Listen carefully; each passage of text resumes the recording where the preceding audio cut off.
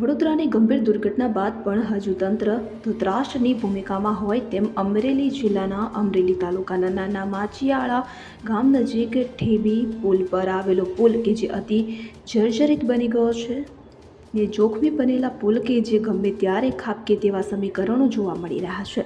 45 વર્ષથી વધુ જૂનું આ પુલ અમરેલી બાબરા રાજકોટ નેશનલ હાઈવે પર આવેલો છે।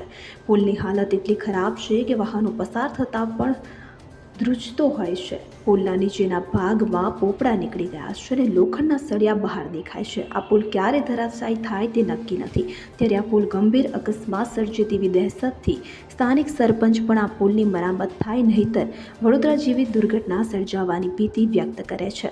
માર્ગ અને મકાન વિભાગની બેદરકારી સામે આવી રહી છે। ત્યારે ગંભીર દુર્ઘટના સર્જાય તે પહેલાં સ્ટેટ હાઈવે પરનો પુલ સમારકામ થાય તેવી વ્યથાઓ વ્યક્ત થઈ રહી છે।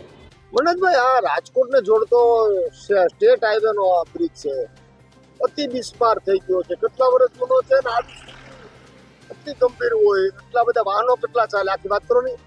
મારું ગામ નાના માછિયાળા, વનરાજભાઈ ડાંગર સરપંચ છું।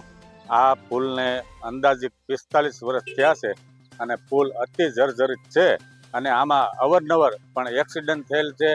પુલ નીચેથી વાહન પણ નીચે ગયેલ છે।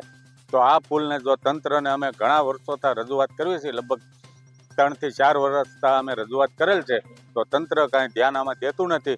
તો તંત્ર ધ્યાન દઈને જો આ પુલ જે વડોદરા બ્રિજ જે થયો છે એવી હાલત જો આમાં આ ન થાય તો એવી અમે તંત્ર પાસે માંગણી કરવી છે। અંદાજે 3500 થી 3000 કન્ટેનરથી વાહનો ફૂલ ટ્રાફિક છે। આ રાજકોટ જામનગર હાઈવે રોડ છે, જાફરાબાદ વાળા અહીંયા હાલે, જે બાયપાસ થયો તે પછી અમારે અતિ ટ્રાફિક વધેલ છે અહીંયા।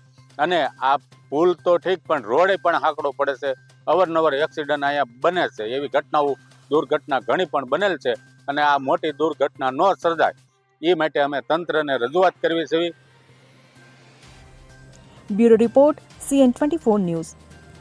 હવે જુઓ દેશ દુનિયાની તમામ ખબરો તમારી આંગળીના ટેરવે।